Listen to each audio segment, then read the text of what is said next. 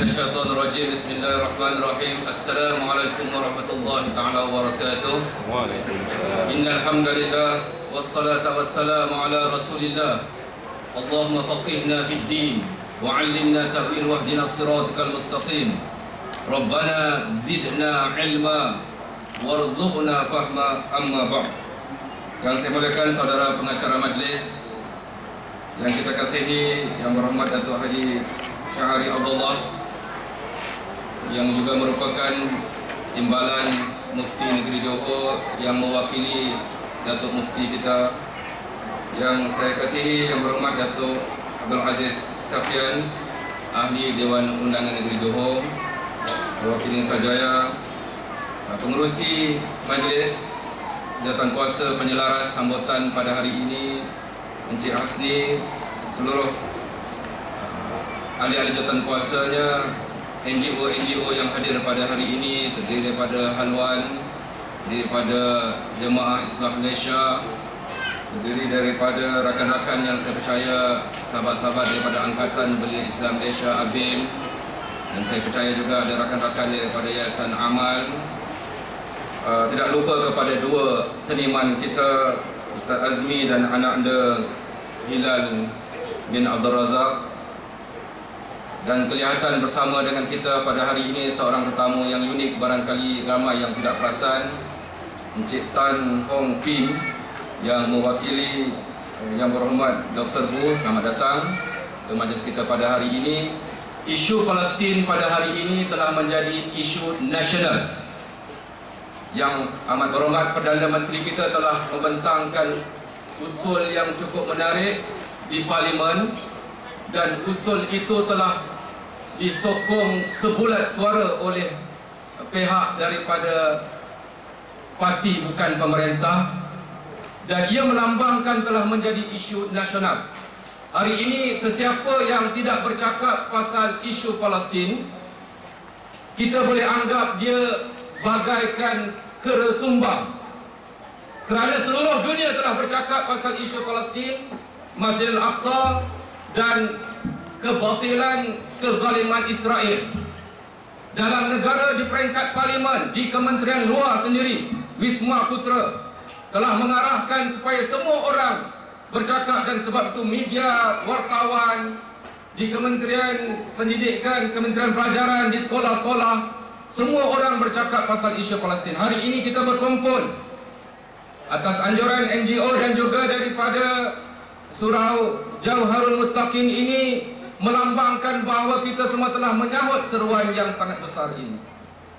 Kali terakhir saya datang ke surau ini, saya masih ingat pada majlis sambutan Maulid Rasul tempoh hari. Dan hari ini saya datang dalam keadaan suasana yang lebih meriah lagi, kerana kita telah melalui satu proses yang cukup menarik. Dan moga-moga sedikit pengalaman yang telah diceritakan oleh sahabat saya Dr. Arba'i tadi memberikan sedikit kefahaman dan memberikan sedikit semangat kepada kita semua.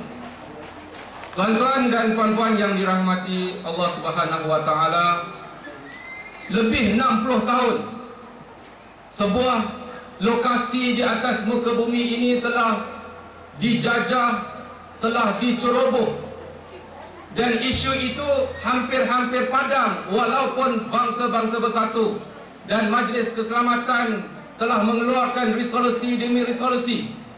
Tetapi isu itu telah seolah-olah padam kerana negara penceroboh itu telah diiktiraf dan disokong oleh kuasa besar Amerika Syarikat dan sekutunya. Dan baru-baru ini, pada akhir 2008, awal 2009, salah satu daripada lokasi itu yang bernama Gaza telah disemelih beramai-ramai, 22 hari dibom dan cuba dimusnahkan. Senjata kimia fosforus itu ditaburkan sehingga merosakkan paru-paru, jantung anak-anak dan penduduk di bumi Gaza itu.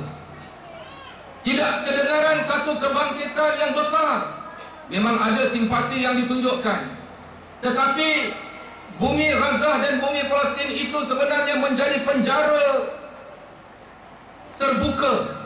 Sebuah lokasi yang sebesar Pontian, Bandar Pontian barangkali telah menjadi penjara terbuka. dan kita dapati bahawa mereka tidak mendapat bantuan yang sewajarnya. Sebab itu kapal Mavi Marmara yang telah diceritakan oleh Dr. Arba'i tadi mempunyai 3 objektif besar.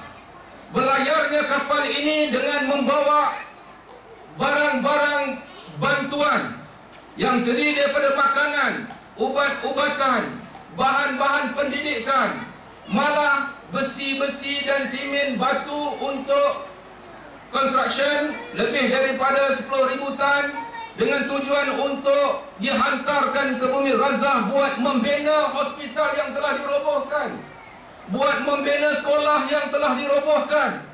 Penduduk Gaza tidak mendapat haknya kerana bantuan-bantuan itu dihalang oleh penjajah Israel, malah dihalang oleh jirannya negara Mesir yang sepatutnya membantu tetapi telah menjadi ejen Israel, turut sama mengepung bandar Gaza itu. Motif pertama kapal Mavi Marmara ialah untuk membawa bantuan. Motif yang kedua, kapal Mavi Marmara ini datang untuk membuka kepungan-kepungan itu. Kami ingin memecahkan pemulauan yang sedang berlaku, seolah-olah penduduk Gaza ini tidak dapat berkomunikasi dengan negara luar, tidak boleh menggunakan pelabuhannya buat menerima bantuan daripada negara lain. Dari darat, dari laut, malah dari udara terkepung. Kapal ini datang untuk memecahkan kepungan itu. Yang ketiga, saya sebut 1, 2, 3, mengandaikan di akhir sesi nanti ada kuis. Kalau ada yang terlupa soalan ini, rugilah dia, kerana saya percaya Gerai Aqsa Sharif akan memberikan sedikit token kepada mereka yang dapat jawab soalan kuis. Ingatkan saya pengurusi nanti. Dan juga sahabat daripada Haluan Palestin pun saya percaya akan ada sedikit token untuk menjawab soalan tu. Saya tengok mafla mungkin barangkali ada lagi 1, 2. Dah habis, tak apa, kita boleh carikan barang-barang lain nanti sebagai mengejut. Pertama kali untuk menghantar bantuan. Yang kedua, kapal ini datang untuk memecahkan kepungan itu. Dan yang ketiga, kapal ini datang untuk mencelikkan mata seluruh penduduk dunia agar sedar bahawa di sana ada sekelompok manusia yang sedang menjajah manusia lain dan menghalang mereka untuk melakukan kebebasan sebagai seorang manusia. Berdasarkan semangat keamanan, kemanusiaan, dan tidak ada sebarang niat untuk berperang. Sebab itu kerap kali kami ditanya, adakah anda betul-betul tidak membawa senjata? Jawapan yang saya selalu berikan, kami hanya membawa berus gigi sahaja. Kita bukan datang untuk berperang. Sebab itu kapal itu dipenuhi dengan pelbagai bangsa. Sebab isu ini adalah isu nasional dan isu antarabangsa. Yang kita bawa bersama kami ialah paderi, bukan beragama Islam. Kami bawa wakil rakyat daripada negara Islam dan bukan negara Islam, wakil rakyat daripada Kuwait, wakil rakyat daripada Bahrain, wakil rakyat daripada Jerman, daripada Switzerland dan Kanada. Kita bawa mereka berada dalam kapal ini, nak menunjukkan bahawa kapal ini bukan hanya membawa semangat agama Islam ataupun semangat Arab sahaja, malah kami membawa lebih daripada 50 wakil daripada pelbagai negara. Kami datang dan kami pergi dengan semangat untuk membantu sekelompok penduduk dunia yang terhalang. Tetapi rejim Israel yang tidak memahami erti kemanusiaan. Ketika kapal kami masih berada di lautan antarabangsa, kami belum masuk lagi ke sepadan Gaza yang ditakbir, yang dijajah oleh Israel itu.